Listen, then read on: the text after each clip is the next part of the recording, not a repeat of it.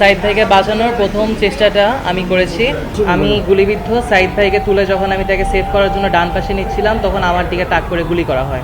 আমাদের জুলাই বিপ্লবের সিম্বল আবু সাইদ ভাইকে যখন গুলি করে শহীদ করা হচ্ছিল, সাইদ ভাইকে বাঁচানোর প্রথম চেষ্টাটা আমি করেছি এবং সেই মধ্যে আমি নিজেও গুলিবিদ্ধ এবং আহত।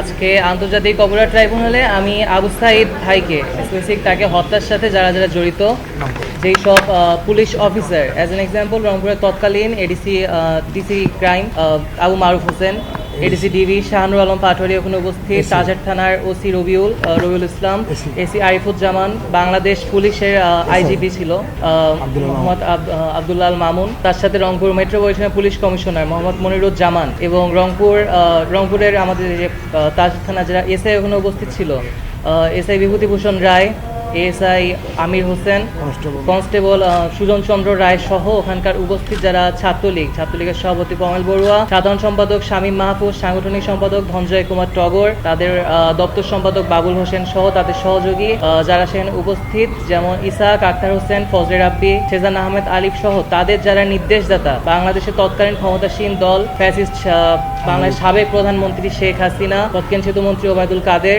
এবং তার সাথে স্বরাষ্ট্রমন্ত্রী আসাদুজ্জামান খান কামাল সহ আওয়ামী লীগের প্রত্যেকজন নেতাকর্মী, এমপি, মন্ত্রী সকলের সুষ্ঠু বিচার এবং শুধু আবু সাইদ হত্যা না, প্রত্যেকটা জুলাই বিপ্লবের শহীদের হত্যার বিচার এবং সুষ্ঠু ফাঁসি আমি চাই। আমি গুলিবিদ্ধ সাইদ ভাইকে তুলে যখন আমি তাকে সেভ করার জন্য ডান পাশে নিচ্ছিলাম, তখন আমার দিকে তাক করে গুলি করা হয়। ওই মুহূর্তে আমি গুলিবিদ্ধ। আপনার কোথায় গুলি লেগেছে? আমার বাম পাশটা সম্পূর্ণ গুলিবিদ্ধ।